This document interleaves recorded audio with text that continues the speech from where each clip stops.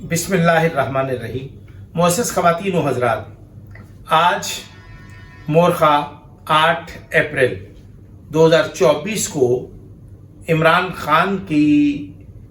جماعت پاکستان تحریک انصاف کی مرکزی قیادت عمران خان سے ملاقات کے لیے ڈیالہ جیل راولپنڈی کے باہر بیرونی حصے میں موجود رہی اور انہوں نے حکومت کو، انتظامیہ کو، بلکہ جیل انتظامیہ کو ڈرا دھمکا کر جیل کے قوانین کو پامال کرنے کی ایک اوچھی اور بھونڈی حرکت کی۔ میں یہ سمجھتا ہوں کہ عمران خان اور عمران خان کی جماعت کے جو پہلے دستے کی قیادت ہے، ان کے اندر مفاہمت کی سیاست کا عنصر نہیں ہے، بلکہ وہ شدت پسندی کو فروغ دے رہے ہیں، جو اس وقت کسی طور بھی پاکستان میں سیاسی قیادت کو زیب نہیں دیتا کہ پاکستان کو درپیش داخلی مسائل اور شدت پسندوں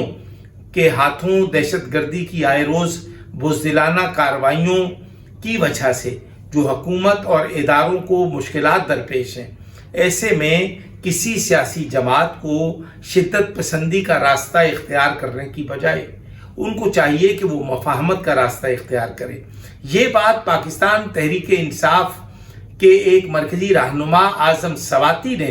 اپنے ایک بیان میں کہی کہ وہ ہرگز نہیں چاہتے کہ عمران خان اور عمران خان کی جماعت کے دیگر لوگ شدت پسندی کا راستہ اختیار کریں اور وہ پاکستان کے اداروں سے ٹکرانے کا راستہ اختیار کریں، اور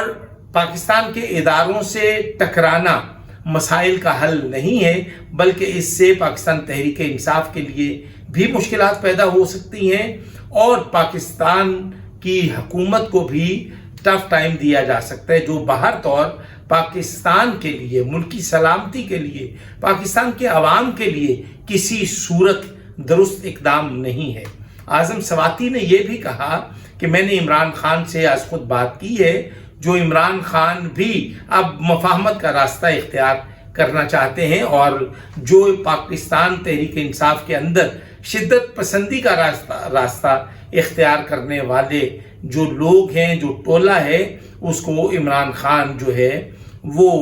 پرامن رہنے کے لیے وہ ڈکٹیشن دے چکا ہے، لیکن کچھ لوگ ایسے ہیں جو اداروں سے تصادم چاہتے ہیں۔ ایسے لوگ نہ پاکستان تحریک انصاف کے دوست ہیں اور نہ ہی وہ سرزمین پاکستان کے وہ دوست ہیں۔ ہم چاہتے ہیں کہ عمران خان کو چاہیے کہ وہ مفاہمت کا راستہ اختیار کرے، افواج پاکستان، حکومت پاکستان اور پاکستان کے اداروں کے خلاف بد زبانی کرنے اور عدم اعتماد کرنے کی روش کو ترک کرے۔ السلام علیکم ورحمۃ اللہ وبرکاتہ۔